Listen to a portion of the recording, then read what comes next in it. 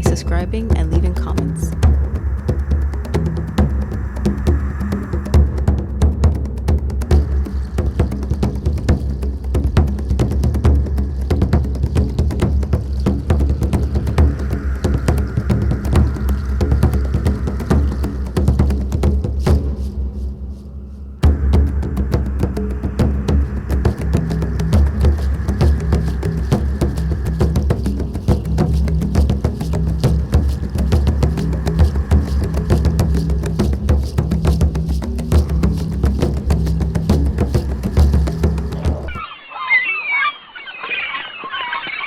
From the shores of the Chesapeake Bay to the wild woods of Ohio, we welcome you to Bigfoot Busters Radio, heard around the world every Tuesday night from 9 to 11 p.m. I am your co-host, Chuck Prahl, and our host, Tim Stover, TCS JR Bigfoot. Now get comfortable, turn up the volume, and let us open your minds to the creature we know as Bigfoot. Welcome to Bigfoot Busters Radio. We air live every Tuesday night starting at 9 p.m. Eastern Time. I am your host, Tim Stover, a.k.a. TCS JR Bigfoot, and my wonderful co-host is Chuck Prahl, also known as Chuck 007. Our special guest tonight is Bobbie Short, and it's going to be a fun time because she has two prizes that we are going to give away in the chat room. We'll explain more about that in a little bit. First of all, I want to bring on my co-host, Chuck. Good evening, Chuck. Good evening, Tim. How are you tonight? Freezing, thank you. That's right. You're still sitting outside, right? Yeah, I'm outside on my patio again, but I got a gas heater on the left of me and a right heater on the right of me.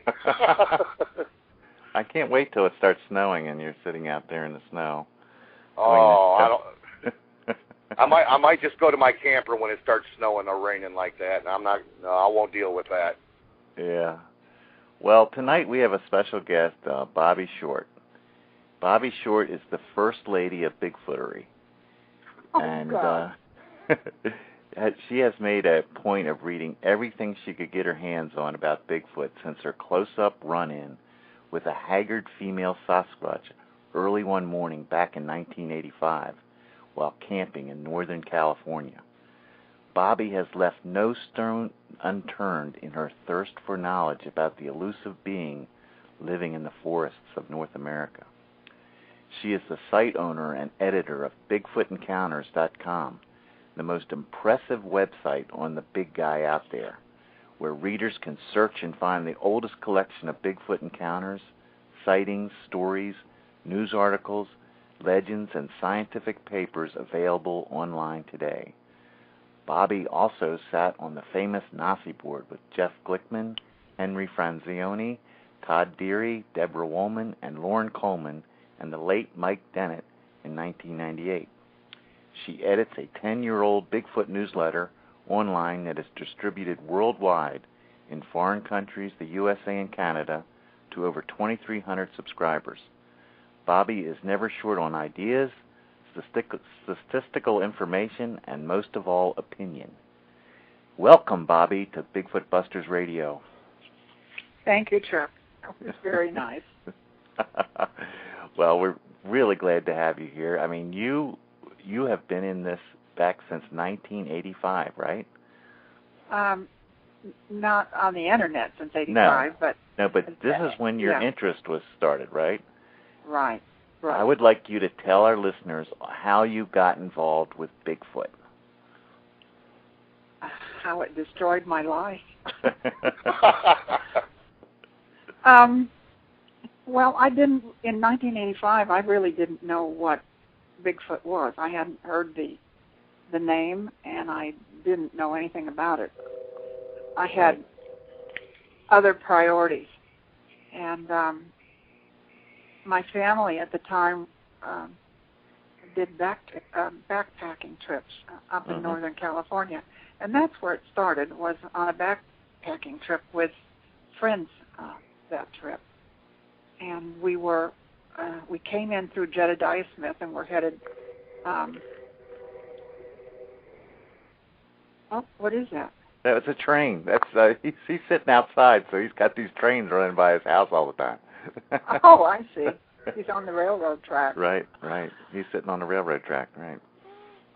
Well, anyway, long story short, we were backpacking, and we had just crossed over the Smith River. We were 3 days in, and I woke up that third morning. Mind you, we hadn't seen anybody for, excuse me, for a day and a half anyway. And I needed to use the bushes, as you have to when you wake up in the morning. Right. And so I fiddled around and got the fire stoked again and wandered off uphill into this fern area, and I did what I needed to do, and as I stood up, I saw movement in my right peripheral vision, and I thought that the guys were coming to play a joke on me or something. I didn't, a lot of things go through your mind. Right. Really fast thoughts, and so I jumped up and pulled up my Levi's, and it got closer, and I thought, this isn't them. And then I thought, joke, and it got closer and was coming right at me. Wow. In sort of an uphill slope. Right. So you were looking down at it? Yeah. Okay. When I first saw it, it was hard to distinguish. I knew it was human looking, but, the first thing I thought of was somebody from camp. Right. But as it got closer, I knew that it wasn't, and I was just dumbstruck. How do you reconcile the visual? It was shocking a little bit and worrisome a little bit. Here comes something walking like a human, and it's buck naked, and it has hair all over it. How do you process that? You had to be scared. No, I wasn't scared because I didn't have the brains to be scared. I didn't know what it was.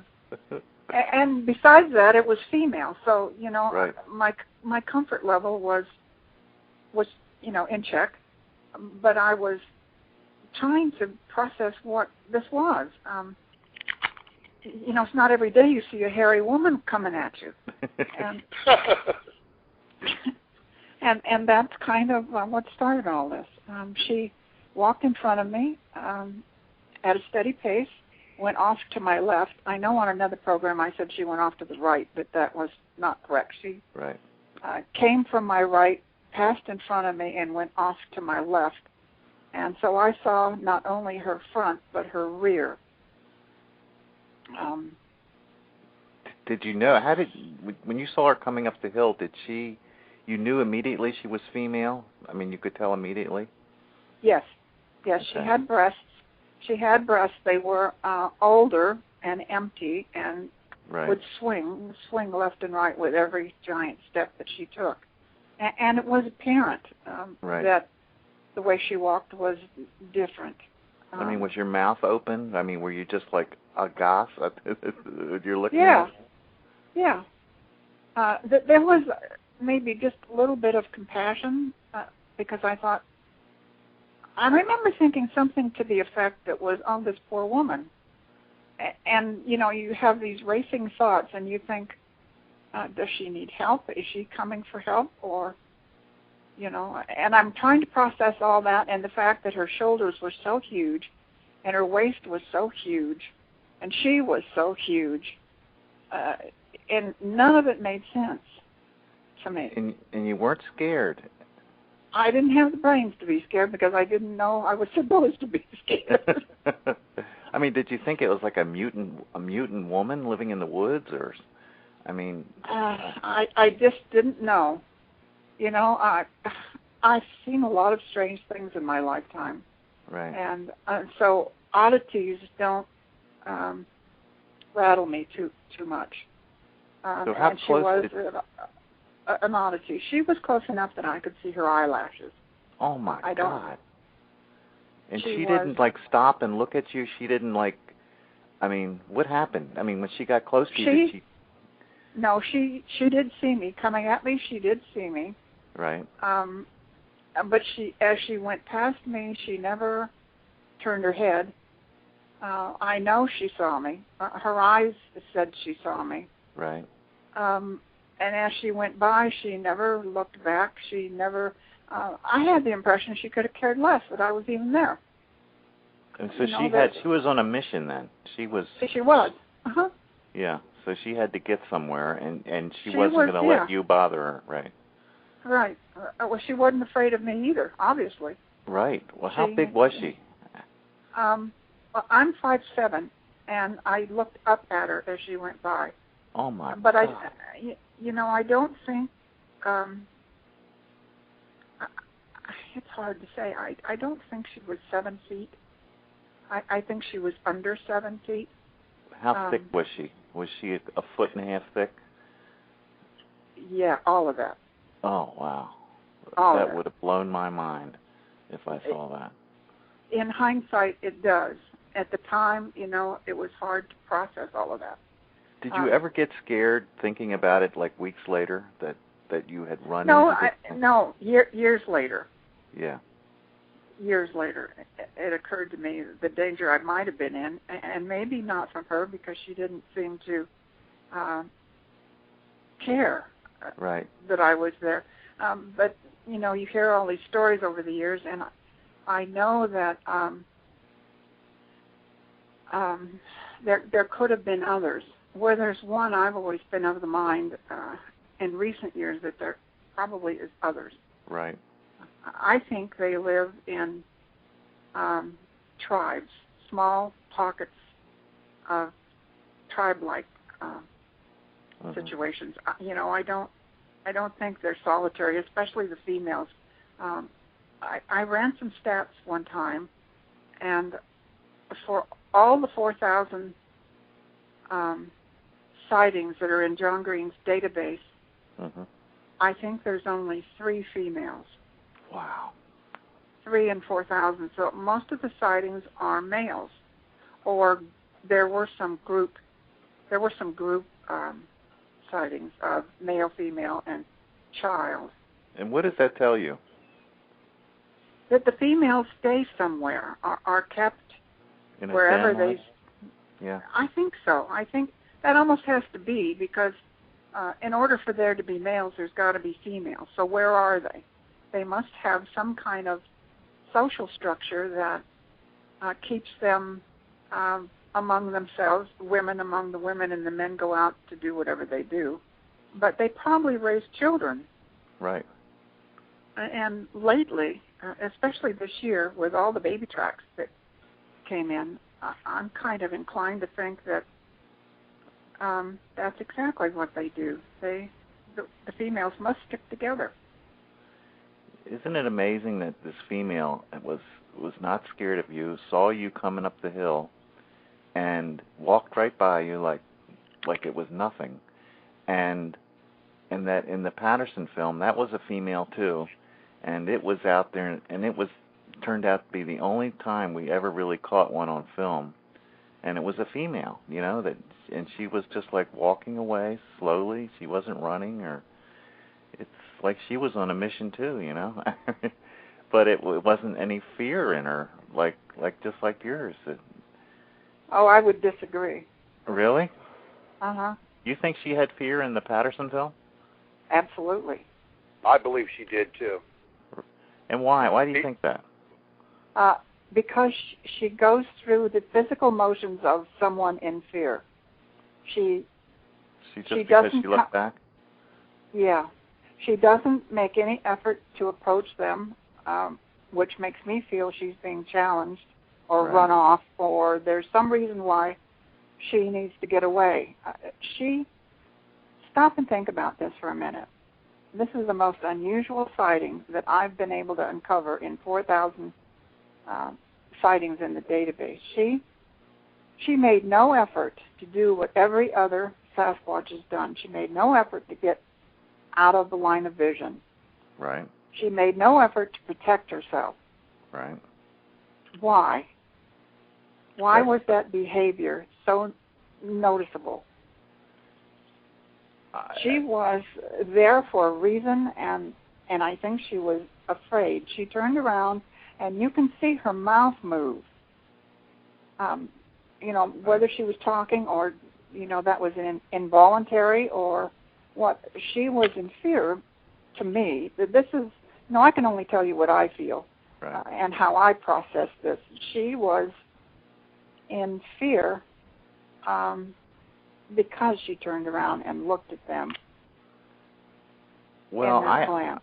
I think that, but why is it that she didn't run? Exactly. There's another reason. I don't know. Unless she was hurt, and there's every indication that she was. Right. Bobbie, do you believe that it could have been possible that she was drawing their attention away from any juveniles in the other direction, or any part of her family, or any other members? Yes. Yes, absolutely. I kind of feel like there was a juvenile present, and the reason I say that only came to me last fall, I guess it was last fall, in a photograph that Mrs. Patterson sent of Roger kneeling beside all of his California casts, his tracks. And I studied those tracks for hours. And they're Blue Creek Mountain tracks and they're Bluff Creek tracks. And among those tracks, most of them are quite huge, there's a set of baby tracks that he cast. And we know really very little about any juvenile or child that was there, but there are the tracks that were cast in that area among Roger Patterson's casts. So it's my feeling that there was a child involved, yes. Yeah. Wow. Yeah, I always that would absolutely explain her behavior. Right. Yeah, and also she had full breasts too. Yes, she did. So she might have been. Yeah. Go ahead. I'm sorry, Chuck. Is that's what I was going to ask her about the Patterson-Gimlin footage. Bobbie, what really stands out to you in that footage that convinces you that this is a real Bigfoot? What in that video really stands out? That she resembles what I saw. Right. Okay. And tell us more about what you saw. She clearly does resemble what I saw and a lot of what I've seen since.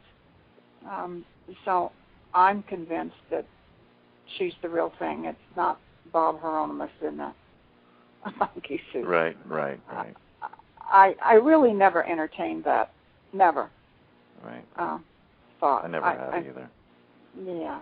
I think if you see just to see that it's a female and it looked, I mean when I saw that huge print, that 7-foot print close up, and you see the breasts of this Sasquatch, it just looks so real. How could I didn't think anybody could fake that, It just looks so real. And why would they? If they were making a suit, why would they go to that trouble?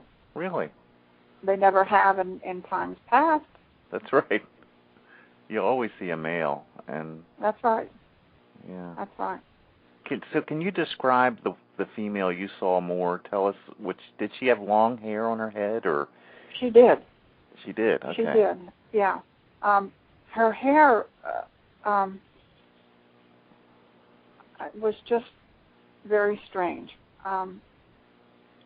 I want to be careful to use the right words because people get so, especially the ape theorists, they get so incensed.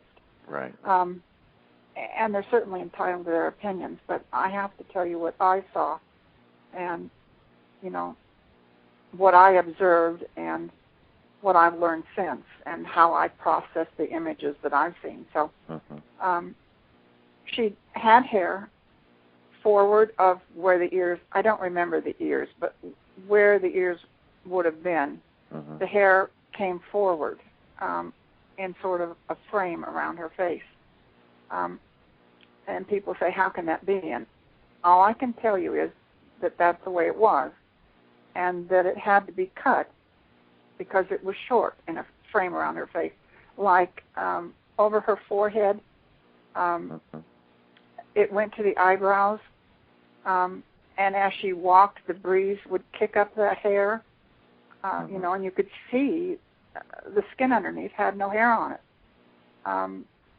Her forehead was just like mine, or yours, or, you know, thousands of other people. It was no different.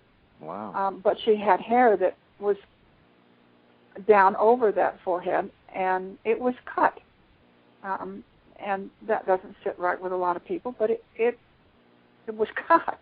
Right. I've heard that before. It had to have been. Okay, then from where that ended,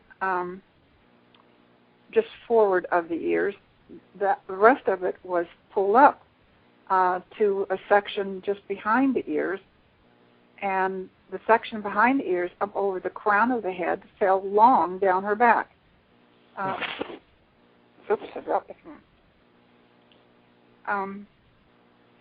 The part that was piled up on top was almost like a top knot, and so, you know, in hindsight now, I kind of think maybe that's what people see when they say it has a conical head.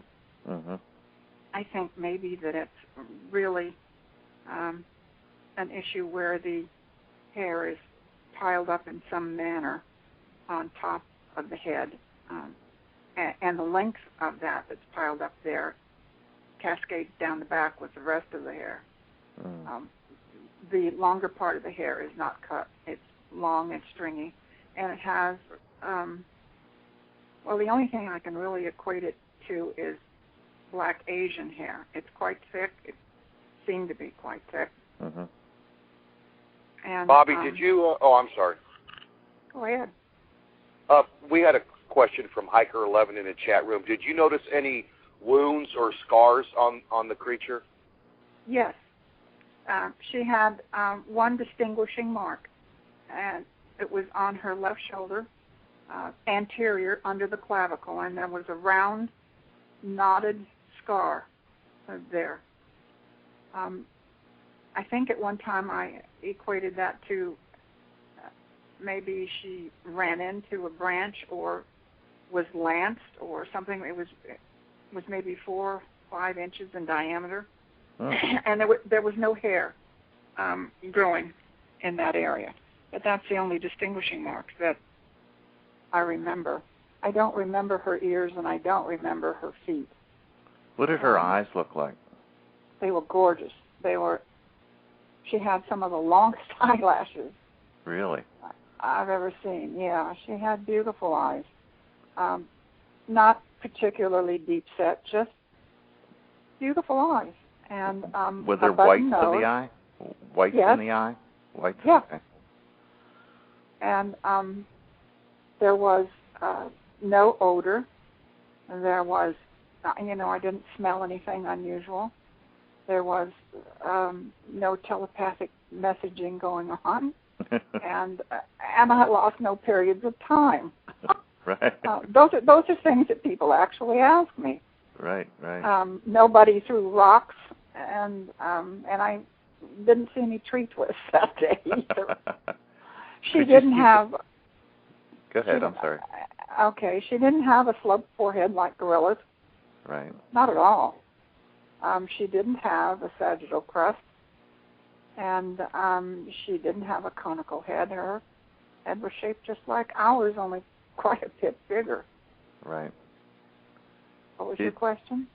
Well, could you see the color of the skin under the hair? Yeah. And, you know, recently I was talking to somebody about that, a dermatologist, and he told me, I had said, and he had listened to the other program where I said she was Caucasian, and he was quick to remind me that skin that has been covered in hair is always going to be dead white. underneath because it doesn't ever see the sunlight. It's protected. It's fragile skin. And that really is kind of what it was like. Wow. Bobbie, another question from the chat room from Goatman2448. Approximately how far was she away from you? Somewhere between 12 and 12 feet maybe. Wow, that's close. That's real close. Yeah.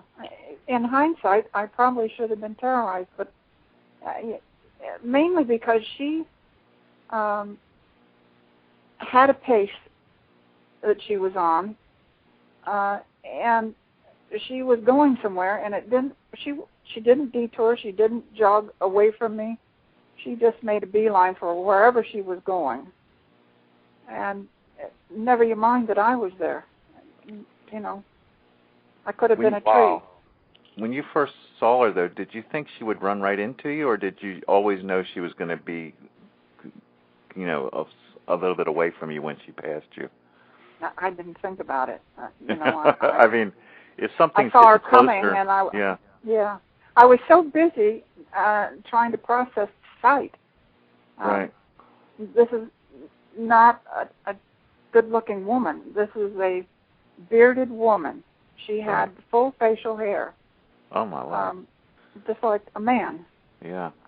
You know, and you see the breasts, and you see them swinging, and you try to reconcile that with full facial beard, which, you know, went under the chin and down the neck. Wow. So, you know, this physician I was just talking about a few minutes ago, we were talking about this being a hormonal problem. I don't know. Well, who's to say? I don't know why she was built like that. You know, not a pretty sight, guys. Yeah. Not a woman you'd want to date. Oh my God. Chuck, we're about 30 minutes into the show, and I would like to ask the first question in the chat room. Sure. What I'd like to say is Bobbie is giving away 2 prizes for the chat room tonight, and the winner we will announce about 15 minutes before the show ends, and we'll have the choice of one of 2 books, and the runner-up will get the other book. The first copy book is The Hoopa Project, you know, Bigfoot Encounters in California by David Paulides. Is that right, Bobbie? No, it's Paulides. Paulides and Harvey Pratt. Right. And the second book is a copy of The Monsters of the North Woods by Paul Bartholomew. Right. So I'm going to ask the first question tonight, and in the chat room, post your answers. And you have 3 minutes. After 3 minutes, that'll be the end of it for the first question. So if everybody's ready, here it is. I will say it twice, and then I will start the clock. What is Roger Patterson's middle name? I will repeat that. What is Roger Patterson's middle name? You have 3 minutes. Okay, Chuck, you can carry on, and I'll watch the chat room. All right. Bobbie, when the female Bigfoot walked by you, did she get anywhere near where your tent was, or where the rest of your group was? No. The tents that we had set up in the fire ring was, let's see, maybe 50 yards below. Oh, okay. Downhill. No, she was nowhere near. So I was nowhere near. Nobody else got to see her then. No, they were all asleep when I came up. Oh, okay. And I set the fire and put the coffee pot on and just wandered off. And, maybe that's too far. Maybe it wasn't. I really don't know. The camp was quite a ways away from where the sighting was. Right. And so after this happened to you, and she walks off, what did you do next? I mean, what happened? I shut my mouth and went back to camp and woke everybody up. Actually, some of them were waking up about that time. I'm not the most quiet person in camp. Well, you had a story to tell when you got back there, right? I did, and for the most part, it just fell on deaf ears. But that was the first time I ever heard the word Bigfoot, and I still, it didn't register. I didn't know what that meant, and it didn't have any significance for me. Did you know that was a Bigfoot after you thought about it for a little while? I mean, I still didn't know what it was. I had no idea. Okay. No, they tried to explain to me, and it,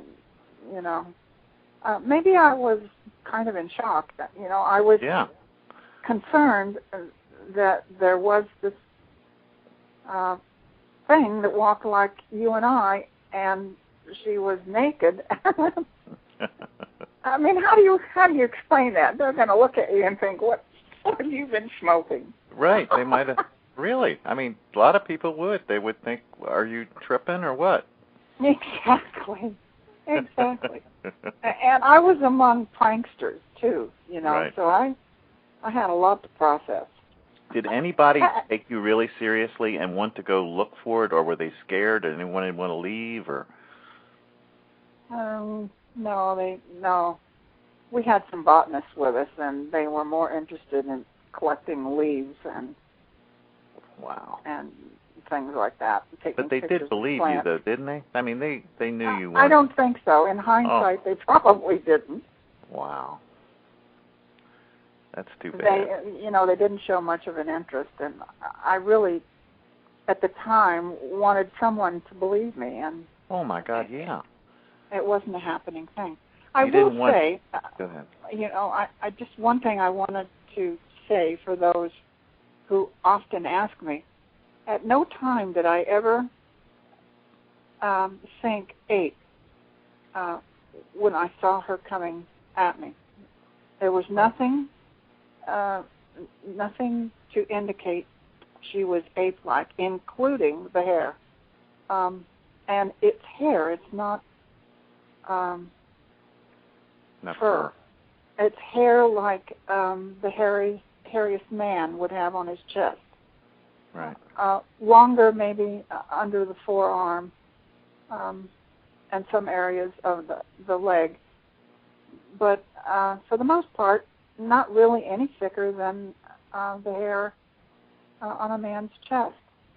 Oh my God, really? So that wouldn't keep them warm in the winter, then? No, and that was something we were talking about last night too. Is how do they survive a winter? They must have some deep underground heated cavern that they get into, or that might be the reason why they stay in certain areas. Right. Because they have that available to them. I really don't know. I just know that this last week I've been talking to Leo Seltzer, and he lives up in Prince George. I think we're going to do a sound tonight, aren't we, of Leo's? Yes, we are. Okay. And we were talking about his really hard winters up there, which, 4 months out of the year, it's 15 degrees outside and deep snow. And it makes you wonder, he has recorded the sounds up there. Mm-hmm. So, come on, tell me how in the world they survive winters like up in Prince George. And, of course, Prince George sits 500 miles north of the USA-Canadian border. Right. Where there's really nobody in the dead of winter. Mm-hmm. So they must have a place to get underground, or they have dens or caves or something. They've got to get away from that cold. Well, that's kind of the way I lean, because I can't find another plausible explanation, Chuck. People say, well, they shape-shift and they cross ley lines and leave, and I'm thinking, if they can do that, why live there anyway? Really? Why would you choose to live in that kind of harsh climate? Yeah. It doesn't make any sense to me. That's true. We do have another question from the chat room. Okay. For Bobbie. The question is from Joe Black, and he says, does Bobbie think that the Bigfoot know that you are aware of them and act different towards you because they sense you know they are there? Do you think they act different because you know they're there? You mean me individually or people? Yes. Bigfoot. I'm trying to understand his question a little bit better. It says, does she think that the Bigfoot know that you are aware of them and act different towards you because they sense you know they are there? Oh, he probably means because I'm female. Yeah. I don't know. I don't get any sense from them that that's true. Right. I think what he was referring to, if they act different, if they know you know, if you're aware of them, if they will act different around you. Well, I've had people tell me that they do, that they act differently around them. For example, we were talking about Leo a few minutes ago up there in British Columbia, and he's been born and raised up there, and I think they know him. I think they recognize people who are around often enough. Right. I do too. I've always, well, from age 6 on up, I was in what my dad called the Humboldt, which I think is probably closer to Del Norte or Siskiyou. I'm not sure. I'd have to look. So, do they know me? I don't know. Well, I think if you're in an area long enough, they might get to know you. But like with Tim, I think they know Tim where he is. I think his encounters, he keeps having these wild encounters of something in the woods at night and even during the day. And like what? Tell her, Tim. Tell her what you've run into. Lately, we've been into rock throwing, possible stick or small log throwing, and it seems like whenever that happens, we're getting sounds from 2 different directions. Like one is trying to attract my attention towards it, while the other one behind me is playing games. I've had that, and we've had ice. Tim, how do you know they're playing games? I don't know. That's what I'm trying to figure out, but I do know that, it takes something with hands to throw a rock or a small log in your direction, and, at that one point, I can hear it running in front of me, but I could never catch it on video. I don't know if they're playing games with me or making gestures and doing this to me to get them out of their area, or if they're becoming familiar with me, being out, out in this area constantly. I don't know. I see that as rather low-dose aggression. People throw rocks at me. They're in big trouble, and I'm not going to hang around. I'm either going to retaliate or leave. And I think they know. I think they know that. I think if you're in an area that they don't want you to be in, maybe there's children there, maybe Mom is there, maybe family's there, maybe they're fishing, maybe they're doing something there. You're in their living room. If they don't want you there, how are they going to get rid of you? They're either going to scream and scare the daylights out of you, or they're going to start throwing rocks. Rocks can mean 2 things.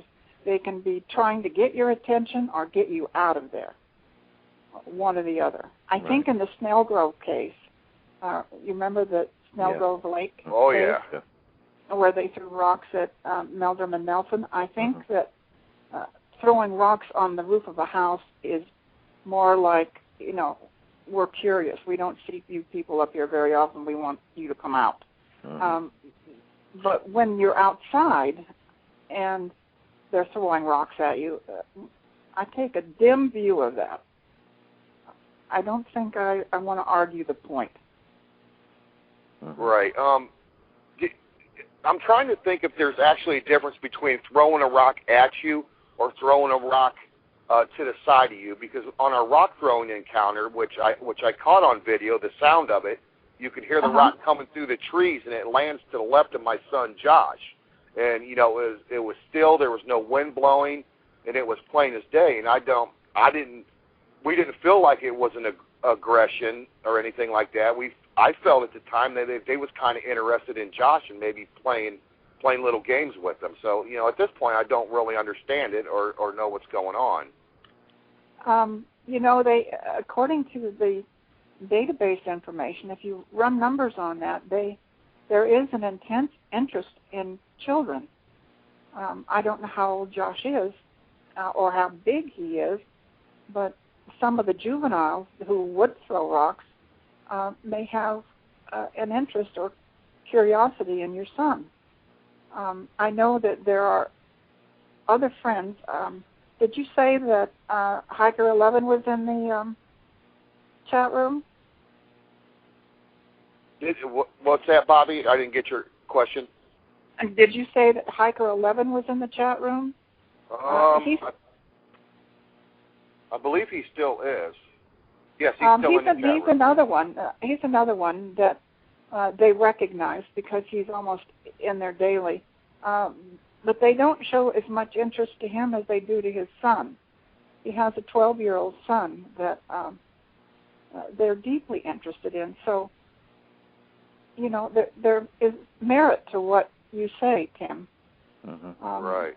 Yeah, I've read this many times in the database that there seems to be some kind of interest in children. We even have cases in the database where Sasquatches have been seen standing in the tree line watching playground children play. Right. Yeah. Well, totally non-aggressive, just watching the children play and the screaming and the yelling that generally goes on a playground. Right. So there is that interest, and it could very well be your son. Yeah, because whenever Josh is with Tim, it seems like things are popping in the woods. So. Yeah, we've had a lot of activity when Josh is around. Josh is 16 years old, and for some reason when he's with us, it's like a lucky charm. Yeah. Well, it there really you go. is. Yeah, there you go. Also, Bobbie, when did you want to play one of them audio clips? I have Leo Caesar, and then I have the Texla clip. Leo Seltzer, that's the fellow we were talking about earlier. Oh, yeah. I don't know about playing the second one. Okay, we didn't get permission for the Texla. And did I mark it Texla? Yes. Okay. But I do have the Leo one. I don't know whose site belongs to Texla, but if somebody in chat can tell me who Texla is, maybe they'd give us permission to play that. Let's play Leo's sound first. Okay, we'll do that now. We'll play this audio clip, everybody, and we'll be right back. I don't think that's Loon.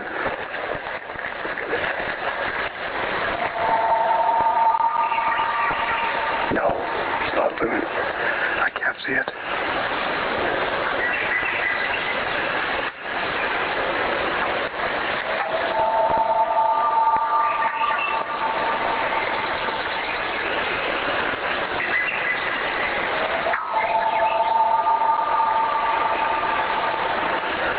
No, that's definitely not a loon.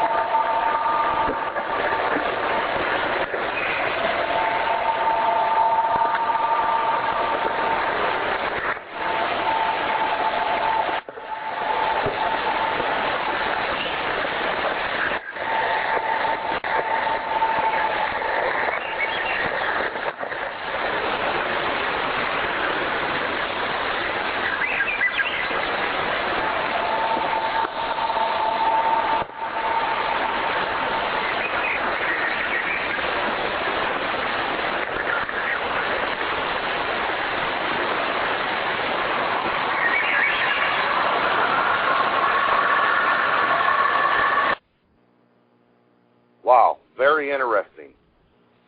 Yeah, I thought so too. You know, when I first heard that, Bobbie, at first it sounded like a bull elk bugle to me, but then I couldn't quite, you know, after listening to many of them calls, I couldn't quite get one that matched that. Hang on here, just a sec. Hang on, just a second. I want you to hear a bull elk. Hang on. Okay. Hang on. At first it sounded like a bull elk bugle to me, Oops. but then I couldn't quite, you know, after listening to many of them calls, I I couldn't have quite to turn the get one sound that up. matched that.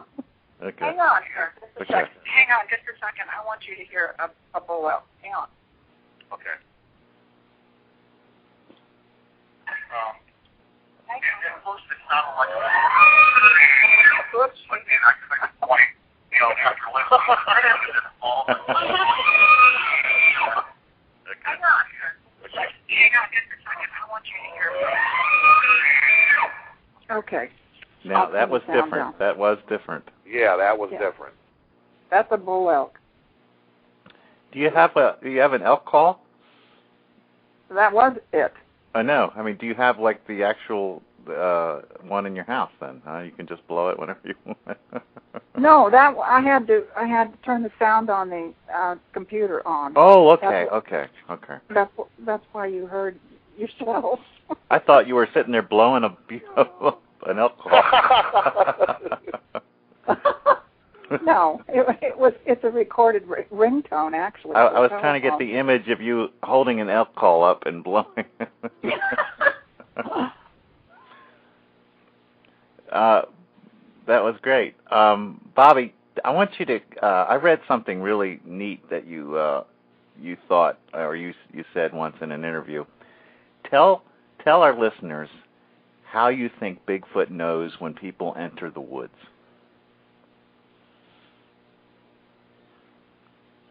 Do you know what I mean? You know what I'm talking about? I think we lost Bobbie. Uh-oh. Yeah, she's off the switchboard. She just, we'll wait for her to call back in, Chuck. Okay. While she's doing that, I am going to go ahead.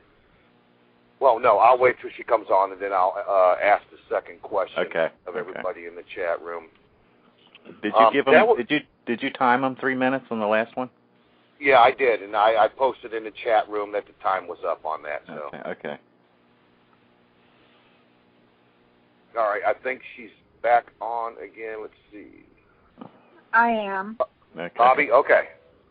I'm sorry, I don't know what happened. That's okay.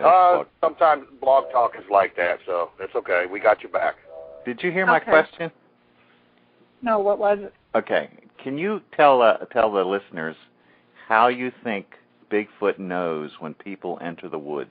I read something that you said in an article once, how you think Bigfoot knows when people enter their woods.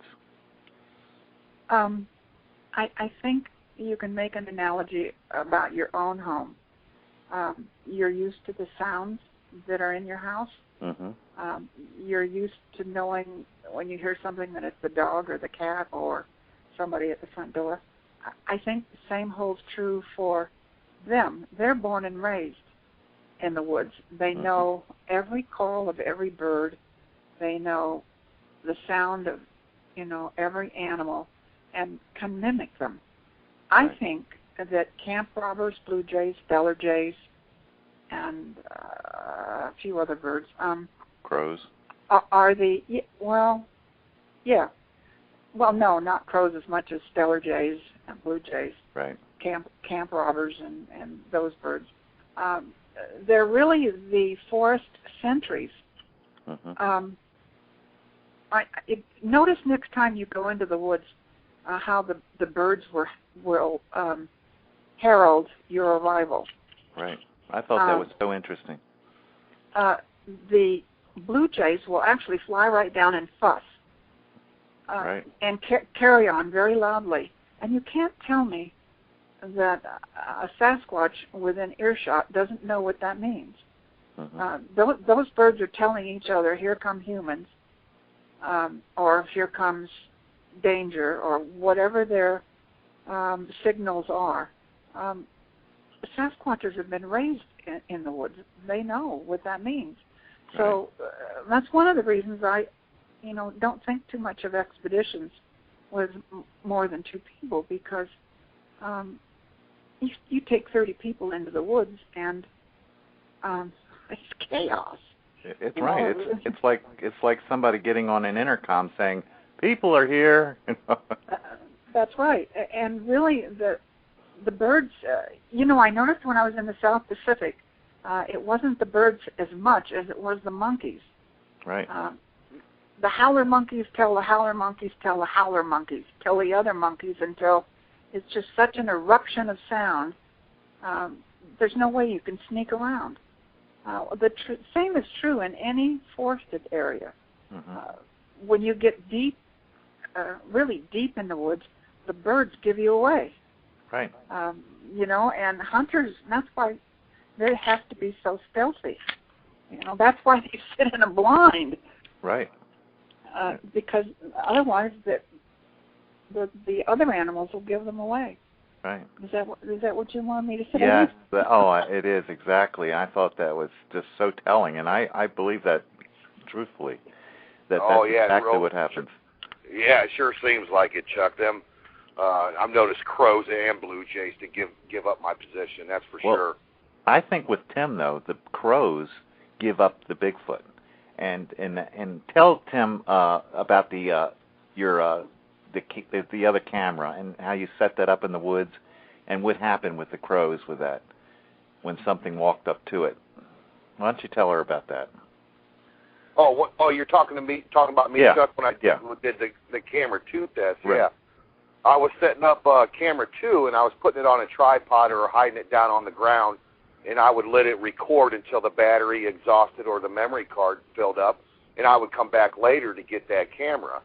And on one of the video clips, you can hear something, it seems to be large, taking slow footsteps behind the camera, and at the same time, it seems like the crows are giving up its position. You can hear crows going crazy and making these weird noises. Yeah, the crows went nuts. And you can hear these footsteps behind this camera. I mean, really loud footsteps. I'm not talking about like a deer walking by. These are like heavy foot traffic going right behind the camera and stopping at the camera, and the crows going nuts. That was amazing to me. Yeah, well, crows will tell hunters where the carrion is. Crows will tell the bears where the dead meat is, because they get around the dead meat and they fuss and they carry on. And magpies will do the same thing. Eagles will do the same thing. There are some hawks that will circle overhead and raise hell. So, the birds really have a language all of their own, and if you spend any time in the woods, you learn it real quick. Mm-hmm. When I hear crows, the first thing I think of is there's something dead around, mainly because I'm so off the beaten path, so far away from everything, I don't know what else it could be. It's not a garbage can, it's got to be something dead, or something maybe has run off with something they were eating. Mm-hmm. Now with my experience deer hunting for many years, Bobbie, I would actually beat up in a tree stand, camouflage. The animals didn't even know I was there. The squirrels, the birds, anything. And you got to see so many things going on and happen that you couldn't see at any other time in your life, basically. And I did notice when deers would pass by, deers would be kicking up the leaves and kicking up bugs, and these crows would be following behind them and diving down and eating these bugs. And when there's not deer around, I often wonder, are they doing the same thing with a Bigfoot, with a Squatch? As it's going through the forest, kicking up bugs, are these crows? Yeah, I've always thought that was, that's what they were doing also. Yeah. I think they're talking among themselves, but I think all the other animals recognize the signals, because if you notice when birds fly low or a hawk flies low over a meadow where there's grazing deer, the deer will jerk up right quick. Mm-hmm. They pay attention to the birds. That's right. And in the South America, those howler monkeys are the ones that sort of or like the sentries of the woods. You know, they let everybody know when the cats are coming through. You know, looking for. They do. Yeah. Yeah, predator cats have a rough time. Right. The blue jays here give away the mountain lions. But we pretty much know where they are. All right. Tim, did you want to do the next question before the break, or? Yeah, that's what we're going to do. That's exactly what I was going to bring up. We're about on our halftime, so I will ask the second question in the chat room, and I think what we'll do this time is we'll play our one song music file there, and when we come back, that'll be the end of the time limit. How's that with you, Chuck and Bobbie? Is that okay? Sounds good to me. That's okay with me. Sure. Okay, here is the question for the chat room. The Patterson film was shown for the first time where and when? Once again, the Patterson film was shown for the first time where and when? We will be right back from our halftime break, everybody.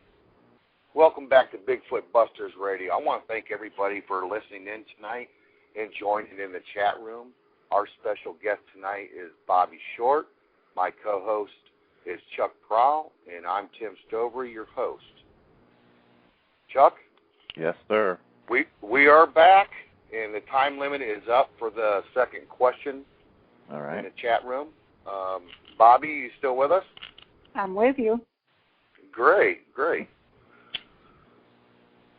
Bobbie, I have a question for you. Okay. In your opinion, how do you feel the next possible shocking evidence will come about? Will it be video? Will it be a body, or whatever? How do you think our next? In other words, what do you think is going to happen next? Is going to be the question here. I think probably DNA. I think there'll be some major breakthroughs with DNA.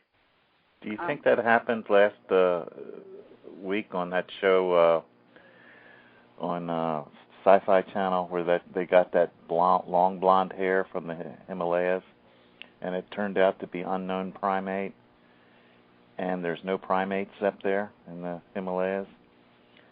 Did you see that show?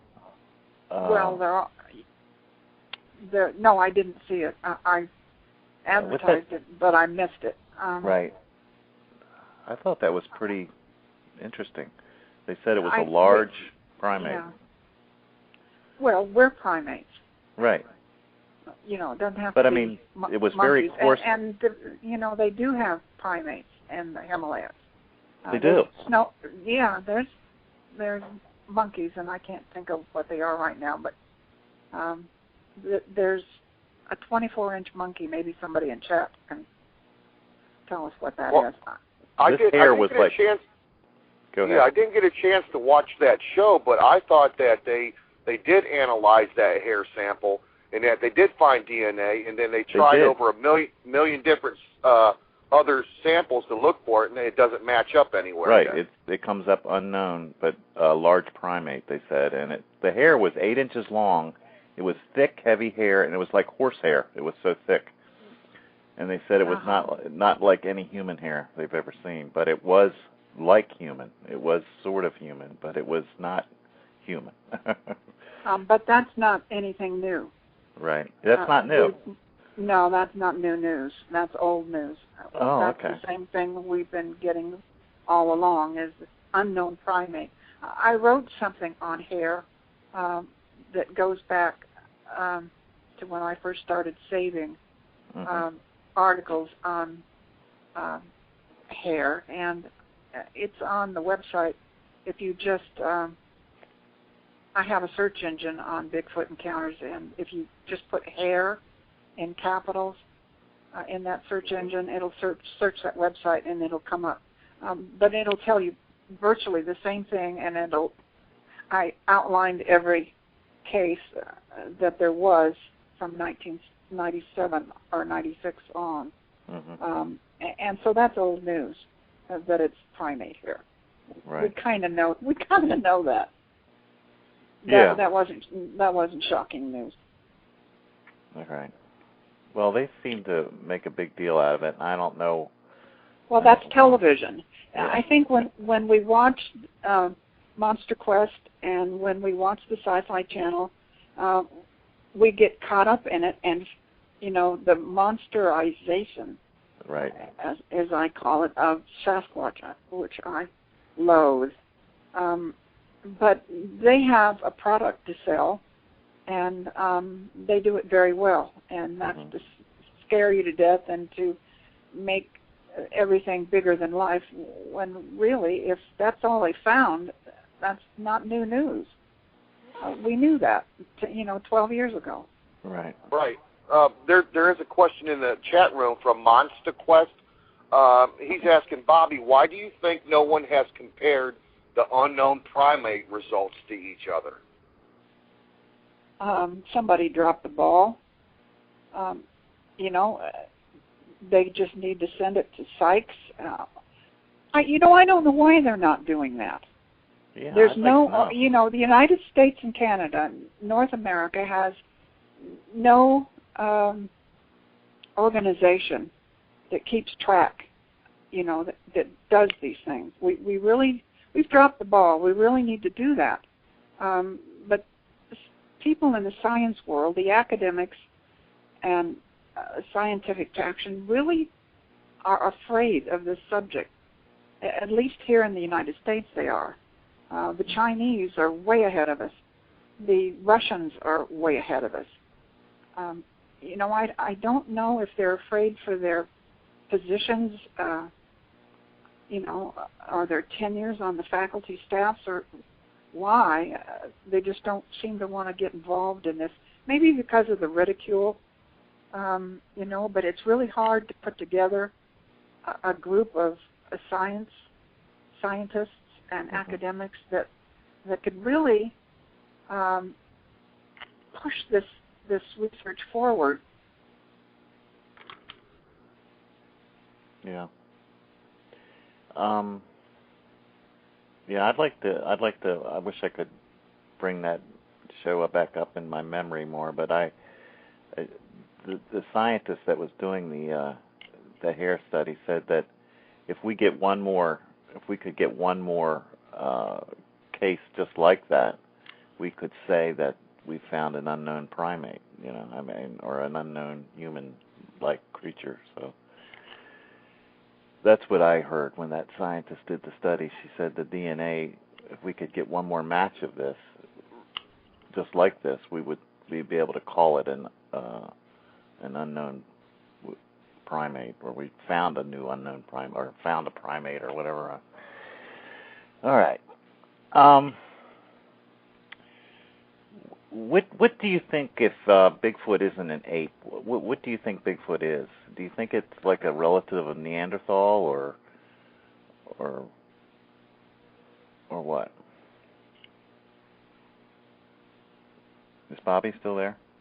Nope, we lost her again. Okay, wait, she's calling back in.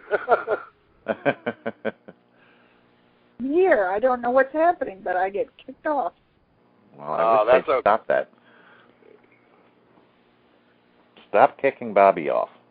Yeah. What does Blog Talk got against Bobbie? That's rude, I'll tell you. Exactly. Chuck, you'll have to ask her your question again. Okay. Yeah, what was the question? I'm sorry. The question is, do you think Bigfoot, since you don't think it's an ape-like creature, a knuckle walker, do you think Bigfoot is a relative of Neanderthal? Yeah. Okay. Yeah, yes, I do. If it's not Neanderthal, it's something along the Homo sapien lines. I just don't know what. Right. I just wondered maybe if Neanderthal saw themselves dying off because of Homo sapiens coming into their territory or maybe killing them off. Who knows? Maybe they went off into the deep woods to hide and became Bigfoot or something like that. I don't know. But that's the closest thing to you because they look so human-like, right? You're asking me? Yes. Yeah, they do look human-like, but there are some major differences. And I don't really know how to process the major differences. For example, when they walk, they leave a straight line of tracks, one foot in front of the other, like they're tightrope walking. And, you and I, when we walk, we leave a left-right offset trail of tracks. So there's something different in the way they walk. And I've noted to some degree a squatted, maybe that's not the right word. When they walk, they don't lock the rear knee like we do. Mm-hmm. That knee is always bent. So it almost becomes a slight Groucho Marx walk. Oh, yeah. And really not that exaggerated, but you get the idea. That right, I do. When you walk with your knees slightly bent, even the rear leg, when it pushes off, that knee is not locked like my knee is or your knee. So there are some problems with locomotion that I don't understand. And, the issues of hair and maybe a hormonal problem. I don't know what's going on with them. There's just some differences that I can't process. So right. I have a lot of work to do yet. Well, you're one of those lucky people that have been close up to one. I mean, real close. And you've really seen them. And I just wish I could jump into your head and see what you saw. I wish you could too. Because it would make it a lot easier for us. That's one thing I wanted to ask. Has anyone ever drawn this creature you saw? This lady, Bigfoot? People have, but it turns out not to be anything like I saw. How about Harvey Pratt? Have you ever asked him to? No, I want him to. No, I'm going to do that. That's something. Please do that, and I need to see it. I want to see it so bad. Okay, that's on my to-do list. Okay, great. I like Harvey. I love his sketches. If you guys ever have him on your show, I would love to talk to him sometime about a sketch that he drew with vertical eyes. Vertical as in cat eyes or crocodile, alligator eyes. Right. I heard from Dave today, and he said that he said he's getting together with Harvey, and they're going to try to find out when they both could do the show. So. Good. Okay. Yeah. Great. Hey, Chuck. Chuck, before I forget, are you going to talk about what you and Bobbie talked about? That's and let right. everybody know? That's right. I wanted to talk about that when we got back. This last year, in August of last year, during the big Georgia Bigfoot hoax thing. Well, the week before this happened, or the week before we all found out what it wasn't, Tom Biscardi had mentioned that they were going to put out pictures of what this creature looked like in the freezer.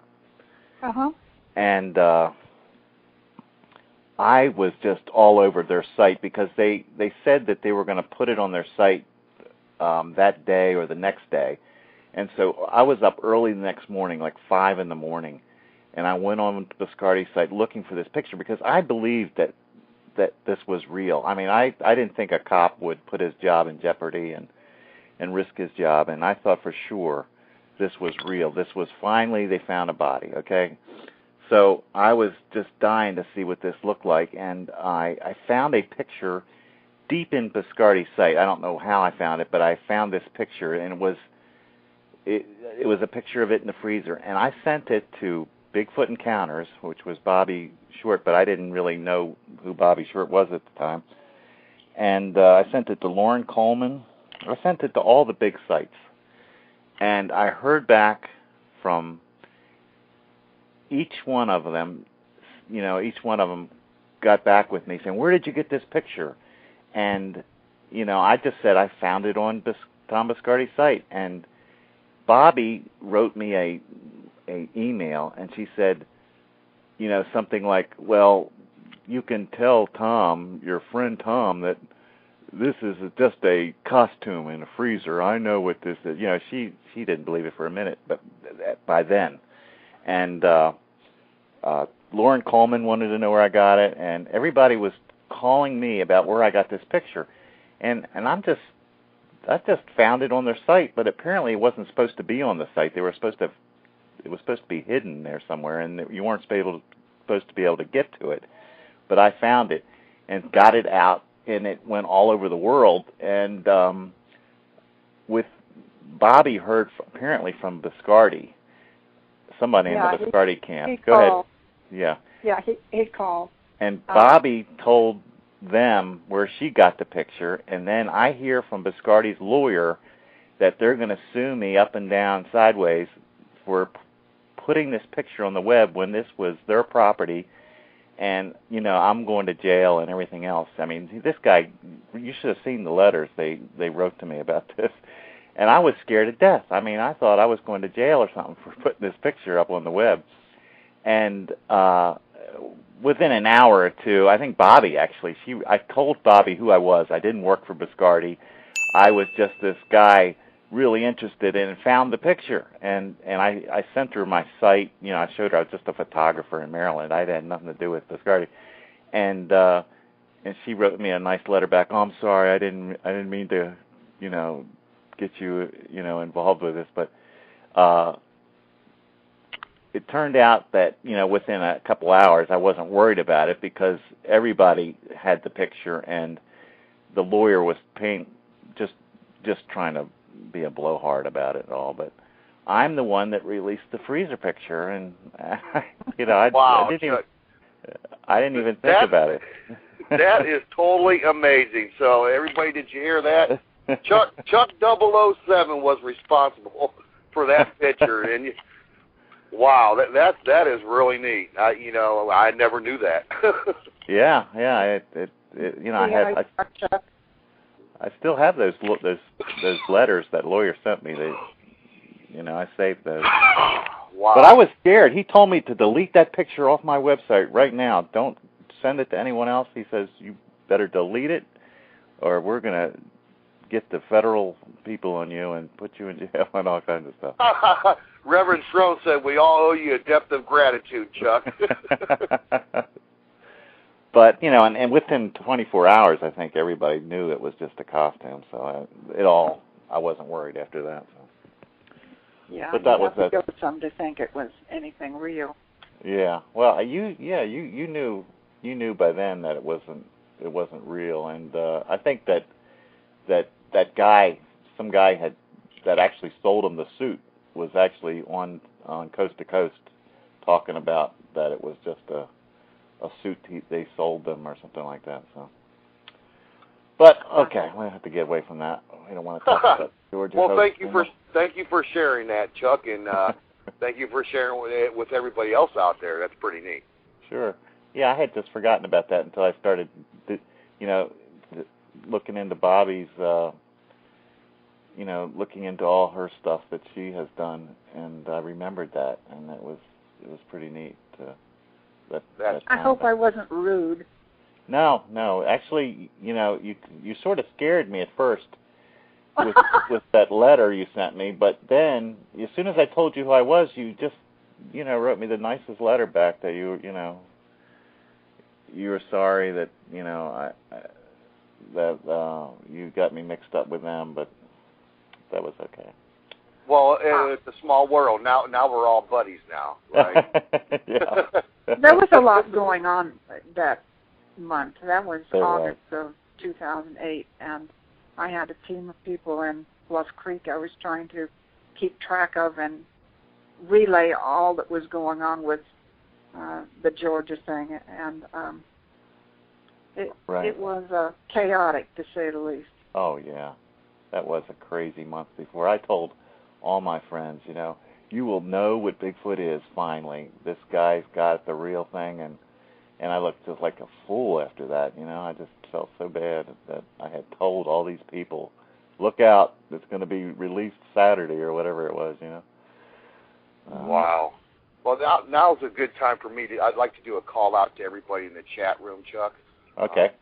Joining us tonight in the chat room, we have Alanis, Blue Tracker, Bobbie Short, Chuck 007, Vions 5, Dan R., Evelyn Daly, Footdoc 102, Goatman 2448, Grape Ape, we have Grasshopper, Hiker 11, and let me scroll down some more, sorry about that.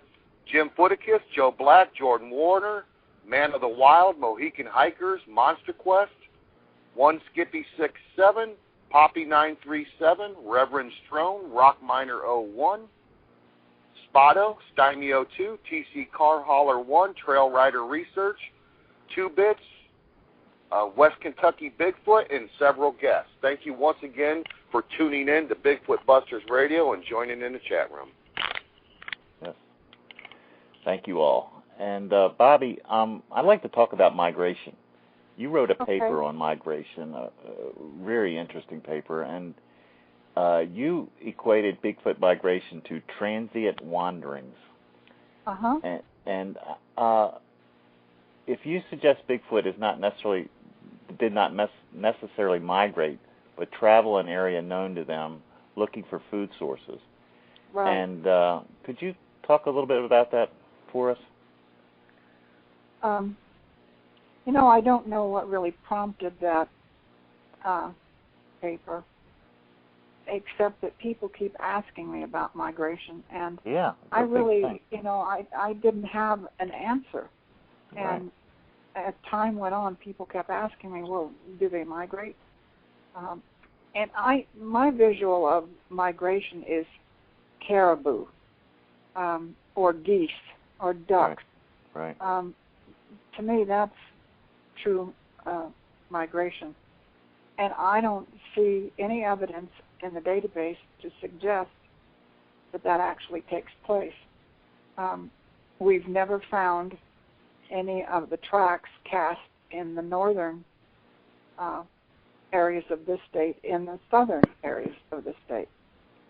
We've never cast, and we've never seen any of the Washington or Midwest northern states or the eastern states in the south. So, you know, there's really no evidence for migration. Mm-hmm. Transient wanderings is a word that I use because I think they have a huge range.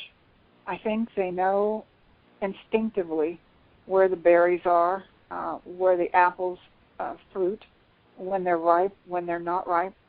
In my own part of the world, they seem to instinctively know when the avocados are ready to pick. Mm-hmm. When the peaches, we have 2 different kinds of peaches down here in Southern California. One that fruits in June and one that fruits much later, three months later. And they seem to know that. The same with the almond growers. And I think in that same piece I mentioned onion growers, shallot growers. Right, shallot growers. Yeah. I can't remember if I cited any others. But they seem to instinctively know where to go within their own range. I think that's why they stay in that range, is because there's plenty, you know, to draw from in a given range. And I don't know how big that range is. But didn't you have some examples of those farmers that would have a certain tree? It was actually a certain tree that they would totally take all the fruit off of it every year. It was a couple of years in a row, right? Well, more than that, as it turns out. It seems like whenever they wandered through, or for whatever reason, there was a particular tree that they'd strip all the fruit off and leave the other trees. Right. It was like maybe, perhaps, you know, I'm just guessing, but perhaps a family of Sasquatches that just found one tree and they liked the taste of the fruit, and so they just gathered around one tree and stripped it bare. which is exactly what they do in consecutive years. So I found that odd because, according to the farmer, they were all the same species of peach. So right. How weird. Yeah. And also, you know, they took the green peaches. Now, do you think they took them to their cave and sort of let them ripen in the cave or something like that? I mean, what? I don't know. There were no seeds on the ground, so they weren't feeding them. Right. You know, there was no residue on the ground to suggest that they stood there and ate some. But there again, what are they using to carry off that much fruit? Really? That's right. Yeah. I never thought about that. How in the hell do they carry all that fruit off? Yeah, they may know how to make a basket or something, or at a vine. Well, there's evidence of that too in the database. That's cool. You know, so it's all what you're able to process, I guess. I was wondering if you ever asked, I don't know how long ago this was with the farmers, but did you think it might be a good idea to have a camera near that tree every year when it ripens? I did suggest that to them. Oh, okay. Good. And I volunteered one of my Bushnells, but we'll have to see. It's not, you know, it's not time yet to. Right. Oh, so this might get closer. Okay. Cool. That's interesting. Yeah, this is in Flint Springs, which is down the mountain from me, almost 30 minutes from me, towards the western part of San Diego County. Well, I just remember the Snell Grove Lake thing, where when they went back the second year and there was no activity, and then they heard, I think 70 miles south of them, in that berry bush where those Indians, Native Americans were picking their berries each year. They had like 2 or 3 sightings in that area, and that was because the berries had just come in there and they hadn't come in farther north yet. And they were thinking that maybe they were just too early at Snell Grove that year, and that they maybe will actually go that far to get berries, or move, or maybe they moved south to get those berries and they moved back north when the other berries come in. What did you think about that? Yeah, that's highly possible. You know, it's just hard to say. But I am convinced that they know in their own given range. Right. How they know, gosh, I don't know. I guess they taught like elephants. Like elephants teach their young. They just go to the same places. They take their children, to the same places each year where they get certain foods, and they learn over time that that's where you get these berries. That's where you get these deer or whatever, And I don't know. They probably teach their young the same way elephants teach. Oh, I'm sure they do. Where they the water holes are. Would have to survive, wouldn't they? Yeah, that's what I think.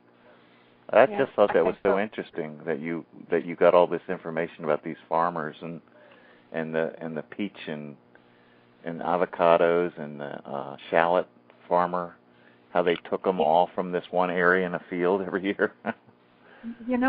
When you get out and start talking to people, it's amazing how much you learn.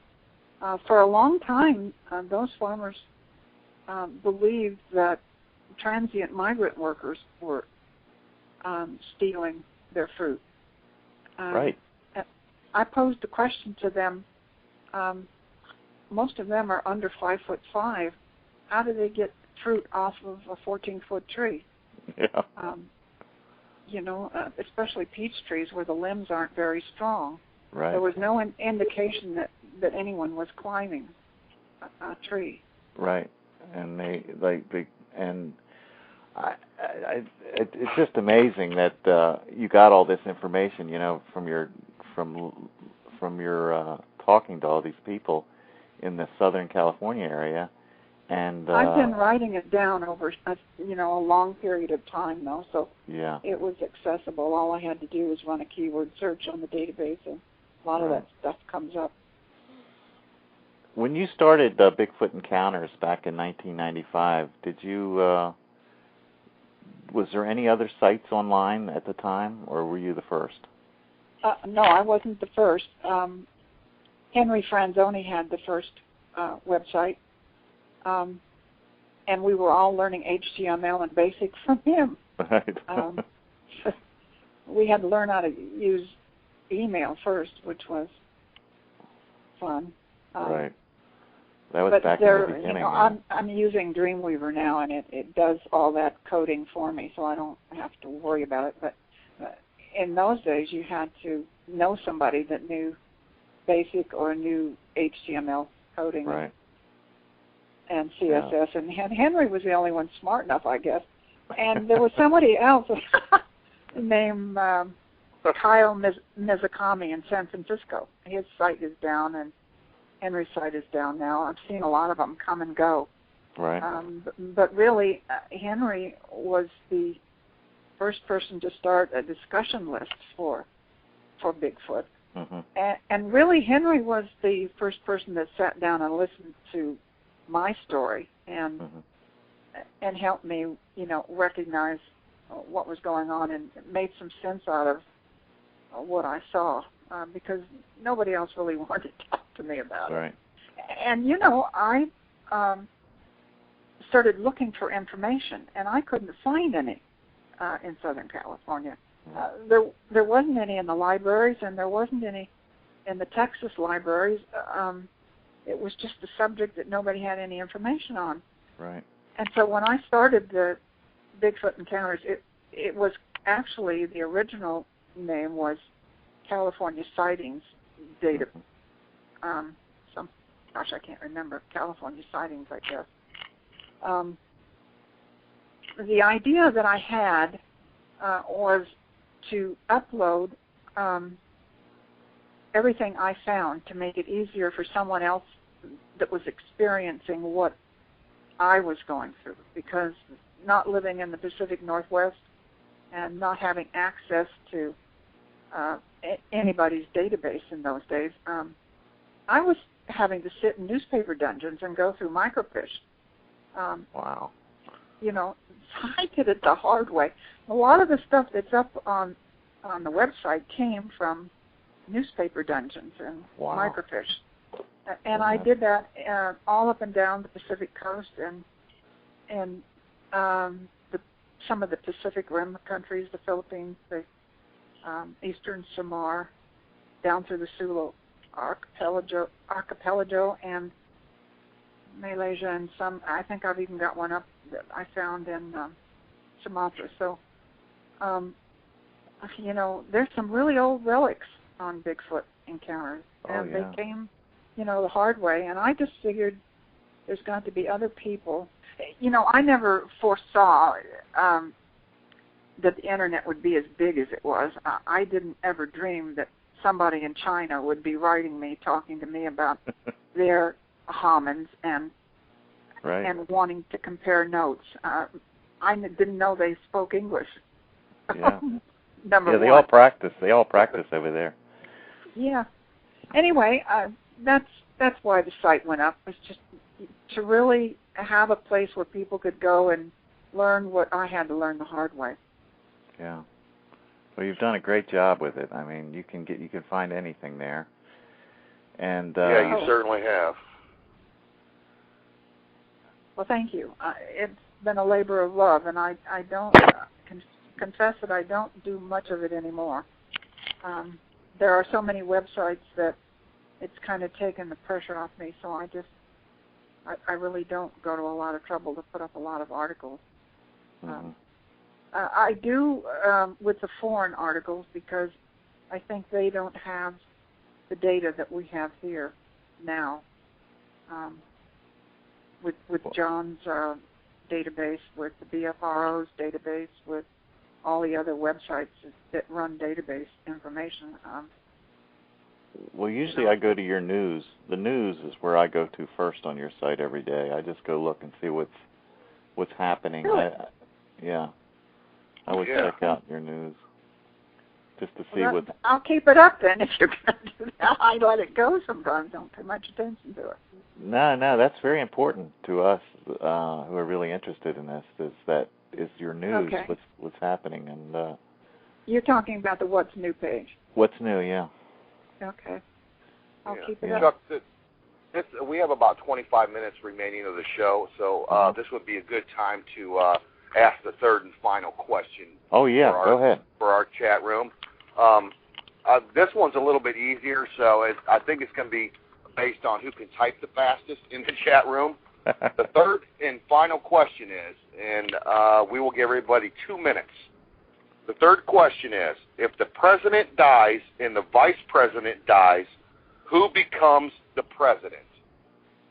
Once again, if the president and the vice president dies, who will then become the president? You have 2 minutes. Bobbie, I want to thank you for joining us tonight. It's been a pleasure having you as a guest. Thank you. That's nice. And we're not letting you go yet. I So really don't worry had about fun, you guys. Yeah, we're not letting you go yet, but I just want to let you know that it was a pleasure having you. Oh my God, yeah, it's been great. You can't take the handcuffs off me now? No, not yet. Okay. But I wanted to ask you about your own research, and you get out into the woods apparently a lot, and I want you to tell everybody how you get out into the woods and where you generally where you go. Well, I guess that's the image that I had, or maybe I have. I don't know. I don't much anymore. I did a week ago and like it froze to death. But I can remember a time when that didn't bother me. From 95 to, for 10 years I did. Mm-hmm. I ran anywhere. I went any place to get an interview or to see what people were writing to me to tell me about. I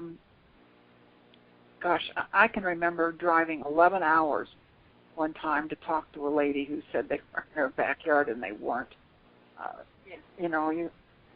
You learn quickly that there are all kinds of personalities that will write to you and swear to you that they've got Sasquatches in the backyard, and they come at 10 o'clock every night when the news is on and tap on the window. And I drove 11 hours to talk to this lady, and it just... Wow. Well, that's what happens when you see a Sasquatch. You get a little obsessed, and you got to know. You want to know. Yeah, you want to know. Well, you do that when you're new to research and you're eager and the enthusiasm is there. And come on, guys. After 13 years, I've had enough screwing around too. Well, Tim, Tim is the same way. I mean, he's in the woods, 5-6 days a week almost sometimes. And every person I've met that has had a sighting, you know who to believe by the way they act. Yeah. By the way they act if they've seen this thing.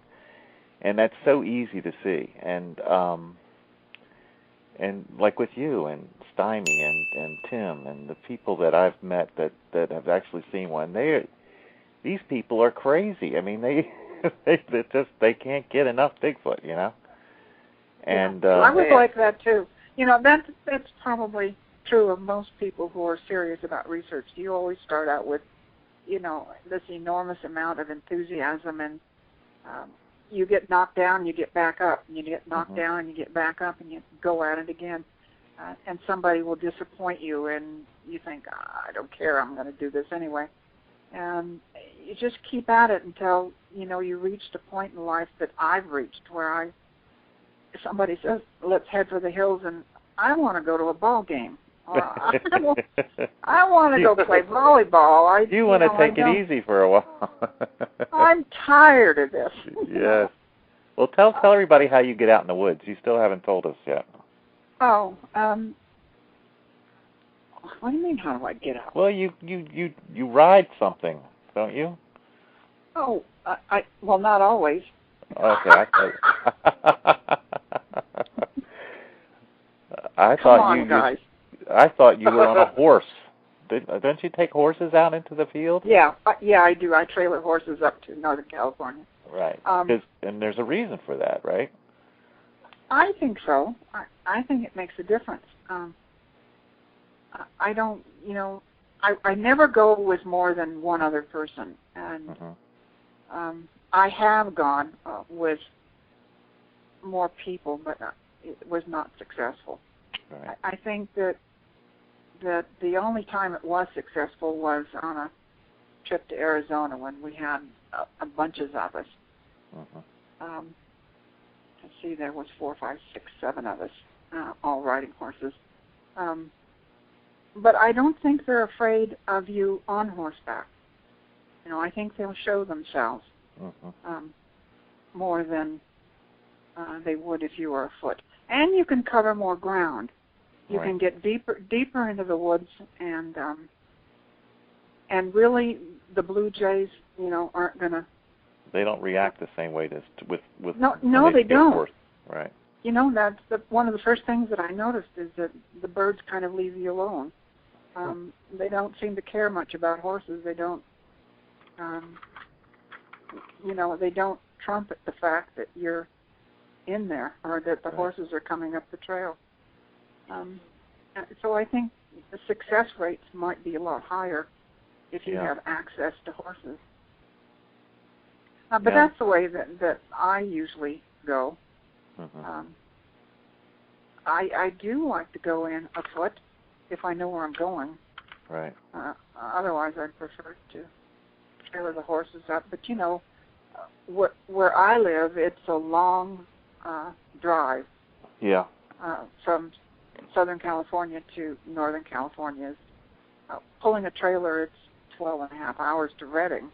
And then I've got, depending on what part of the coastal mountain range I want to get into, it's usually around Forks of the Salmon. That's where we were last week, or 10 days ago. How was it? And that's cold. It rained and sleeted, and it was cold, guys. Three women complaining bitterly. Actually, I just went up to get the trail cameras. All, and bring them home for the winter. I actually would like to put one of those trail cameras in or around that farm tree we were talking about earlier, where the peach tree was. Oh, I hope you do. I hope you do that. Yeah, and behind me is Mount Laguna. It's 6,000 foot elevation, and there's a reservation up there. And I know there's Sasquatches up there. Have you talked to the Indians there? Whether they the ones that I have talked to are very closed-mouthed. Right. But that was 6 or 7 years ago. Right. I'm going to pursue that now because it's closer to home, and I don't have to make that long trip up Northern California or the long trip to Arizona.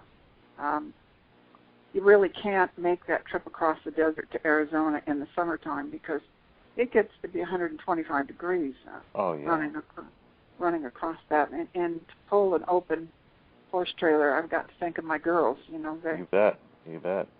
roast back there in the horse trailer. So there's a lot of reasons why it's good to have them and a lot of reasons why you can't. Yeah. Well, that's how I usually go. Have you ever gone alone? Yes. And why weren't you scared to death? I just can't imagine it. Well, of what? Well, you're out in the woods. What? Well, there's bears out there. There's cougars. And they can eat you. No. Yes. Do you carry a 44? You carry a 44 out? No, a 38. 38, okay. Well, I hope to God you do, because there's cougars in California, and they eat people all the time out there, don't they? Yeah, they do. But I've never had, any trouble. I'm usually on horseback, and they really aren't about to. And like the other day, went up 6 o'clock in the morning and rode up along the Viejas Indian Reservation, and the horses will tell you, just like the dogs will, when there's scent in the air. The horses will throw their head around and rear and buck and carry on, and you can almost tell if you know the area. I tell people you've got to know where you're going, and you've got to know the animals that are there. Right.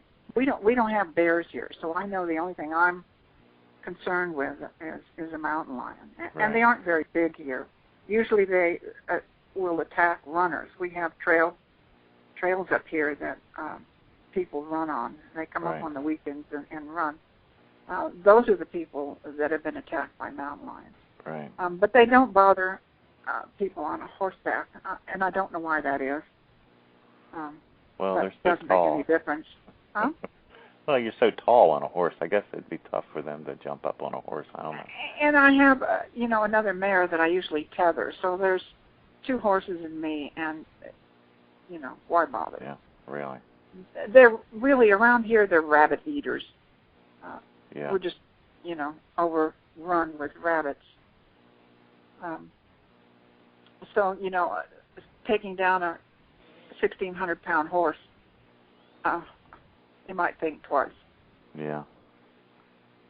Well, I just think that going out there, I think it was Bob Titmus. I think that's his name. Titmus. He tells a story, and I'm pretty sure it's him, where he was in the Bluff Creek area one night, and where he was there the whole day, and he got lost, or he just lost his way in the woods, and he decided, well, I better stay where I am. I know sort of where I am right here. It's getting dark. I'm not going to try to get through the woods at night. So he found a real low area, or he dug a low area, and he covered himself with brush. And only thing that was barely sticking up was his head, just barely. And he heard, as it got dark, he heard this Bigfoot, which he pretty sure was a Bigfoot, coming down through the forest. And it apparently smell him or whatever, or knew he was there from earlier in the day, but it couldn't see him because he was below ground. And it started making the biggest fuss in the world. He said it was breaking trees and screaming, and it did it all night long, and all he heard was these huge foot pounding on the dirt. He could feel it in his back as this thing was walking all around him, but couldn't find him. That would scare the hell out of me.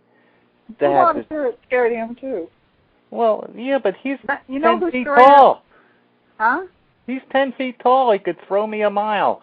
My God, I'd be scared to death of that huge thing out there. I mean, I just don't understand why you're not scared at night with these things walking around. I would be so scared. I don't know why, but probably because I was raised, in the woods. Not raised in the woods, but whenever Dad went hunting, I went with him, and whenever Dad and my uncles went, it was me they drug, along, my Uncle John Castine. And so you just learn that it's not a scary place, I guess. I don't know. Well, when there's a huge creature out there walking around looking for you, and he can't find you. No, they're not looking for you. Well, he seemed to be upset about something. Who is? That when Bob Titmus was out there, he seemed that this creature was upset it couldn't find him. That he couldn't find him because he couldn't see him. He was looking for him, but he couldn't see him. The creature couldn't see Bob. That's what he was saying. Come on, that's a Larry Batson story. Oh, it is? Okay. It's a Larry Batson story, and he's one of the old-time great storytellers of all time. I would imagine that story is probably embellished, but it makes a great story. Oh, that's just a story? Well, I have it listed under stories.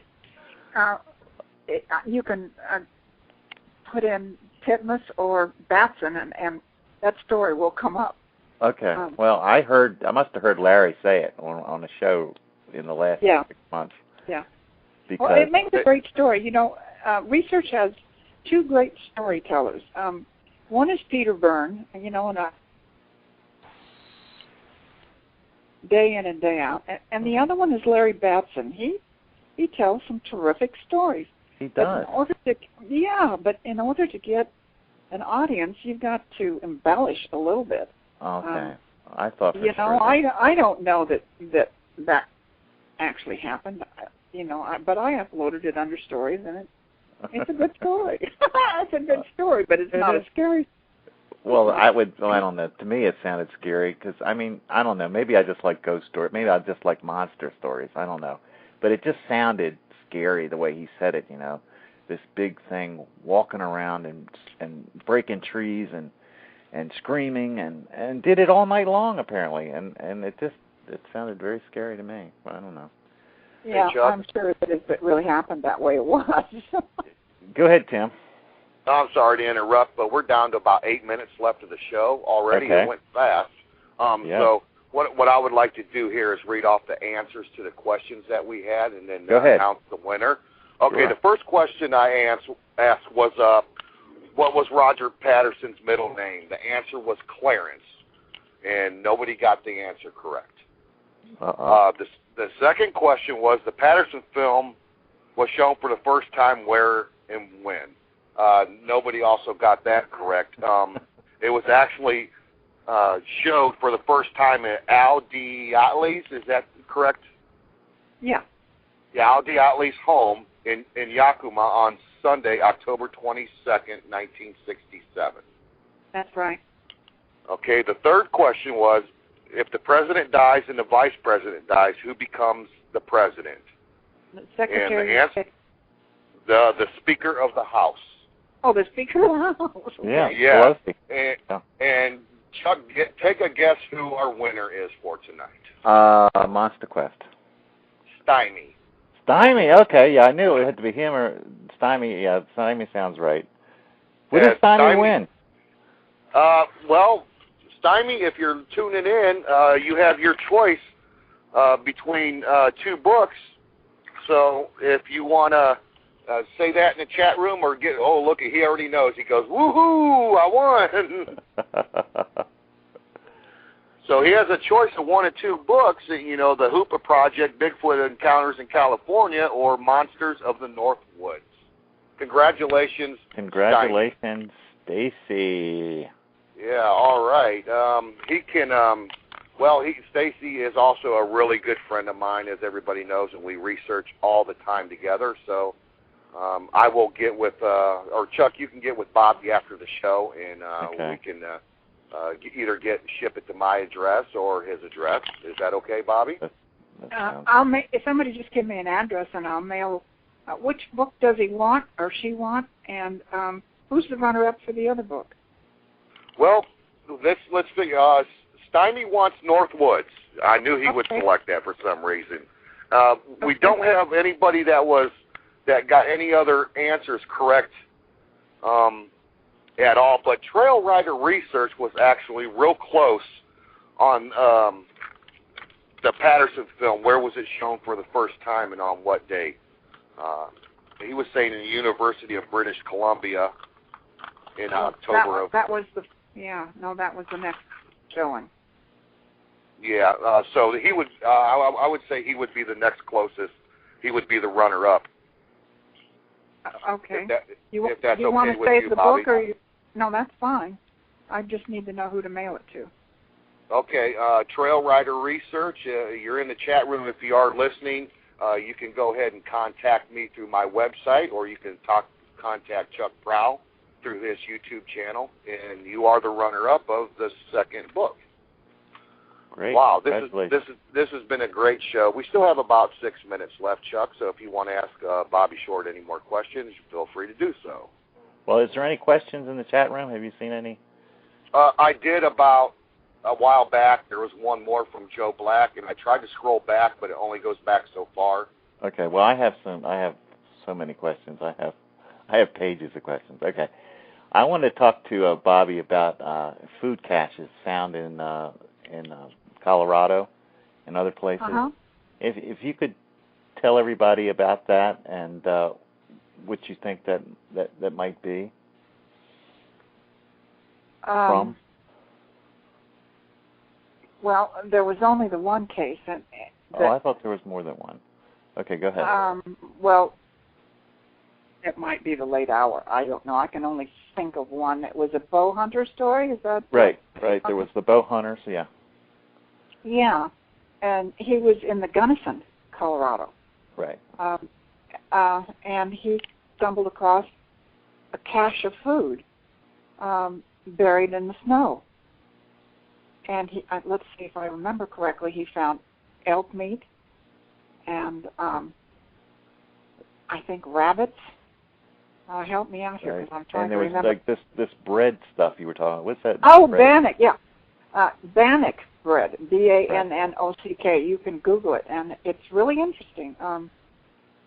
I think he told me that in the bannock bread that he found was elk lard, and the elk lard had barley and wheat and oats and berries, I think he said. Mm-hmm. It was all mixed together in like a brick form. Mm-hmm. And there were several of those, and they were wrapped in skunk cabbage leaves, wild skunk cabbage leaves, and stored. Now, who would do that? Yeah. That's what I was wow. So, there is some minor evidence that they cache food. They would almost have to up in areas where winters are long. They have to. They would have to. I don't care how tall they are. The snow in the Sierras and in California, I heard gets like 20 feet deep up there, maybe deeper. And they have to be held up somewhere. And just like with Tim, he found no footprints in the whole area where he goes. And they've got to be held up somewhere with food that they've cached over the summer and fall. And I just think it's easy to see that, That's why we don't see. They have, really, what do they have to do all day long except hunt? Right. And provide for, well, whoever, whatever the family is, whatever the tribe exists. They probably go in all directions and get whatever they get and store some of it and eat some of it. Yeah. I can't imagine that any group can survive without some means of storage. Now, that also begs the question, what do they do in climates like the desert? And we know that they run the desert because of the work that Peter Gatilla did and the work that Rich Grumley did and Dr. Constance Cameron. She's still alive in Whittier, California. They did a lot of work in Palmdale and the desert areas, and the Sasquatches run through there. So, how are they surviving? Is there an underground area that is cold or that's at least 30 degrees to keep meat fresh they've or had colder? Hundreds of years to find these places and use them, and apparently we haven't found them yet. And, no, I know. Chuck, we have, I'm sorry to interrupt, but we have less than 1 minute left. All right. I want to thank Bobbie Short once again tonight for being our special guest, and I want to thank everybody for listening in and joining in the chat room. We've had a great time. Chuck, I'll go ahead and let you end the show. All right. Well, Bobbie, thank you so much for coming on tonight. It's been a great 2 hours, and it just flew by. You have, you're just one of the super people involved in this, and we thank you so much for coming on our show and gracing us with your presence tonight. Thank you so much. Well, thank you for having me. I've enjoyed this. I can't believe 2 hours has gone by. Yeah. Thank you also, Tim. You're welcome, Bobbie. Thank you again. It's been a blast. I had a great time tonight. It has, and I've learned a lot, and I hope you'll come back again someday. I will, absolutely. Well, thank you very much. And so thank you, everyone in the chat room, for coming tonight. We hope you'll come to Bigfoot Busters next week, same time, same place. And we'll see you all next week, everybody. Thank you. And good night, everybody. Good night. Good night. Good night, Bobbie. Night. Night. Night.